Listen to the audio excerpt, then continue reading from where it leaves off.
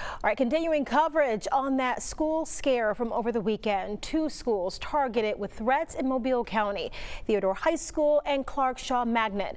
We've been digging for answers all day about what happened and what worked to stop a potential tragedy on campus. Our Tyler Finger continuing that coverage from Mobile Police Headquarters. And Tyler, I understand you spoke with someone who was involved in tracking down those threats.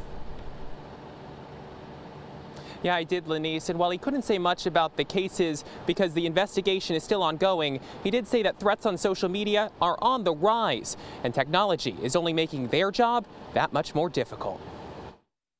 The threats at 2 Mobile schools over the weekend, more than just words for students and families. My heart dropped because the idea of that happening here. Knowing that you don't know who it is, or where it's coming from, that's concerning. That's exactly how Mobile police feel. Commander Kevin Levy with the Cyber Intelligence Unit says when they learned of the threats, they immediately went to work. Most threats are never carried out, but it's not our job to decide which one's real and which one's not. So we investigate every one of them, use every tool that we have available to us to help mitigate that threat as quickly and as practically as possible. The Cyber Intelligence Unit's job is only getting harder as more people get online, and some people use anonymous social media sites like the one in the Theodore High School threat case. Everybody is using social media as a platform to communicate, and unfortunately, with every effort to communicate legitimately, there are those out there that try to use social media and web platforms to communicate in ways that are not acceptable. MPD's quick work stopped both threats before it could turn into action.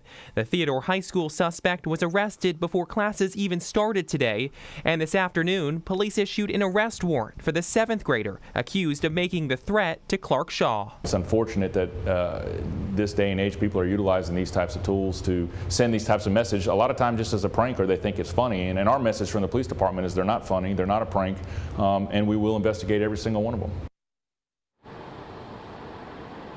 Tonight, MPD is continuing their investigation into both of these cases. They tell us that both suspects pose no threat to either campus, and it is important to note that both of the suspects, one of them was arrested, the other has an arrest warrant. They both are juveniles. We're live at MPD headquarters tonight. Tyler Finger, Fox 10 News.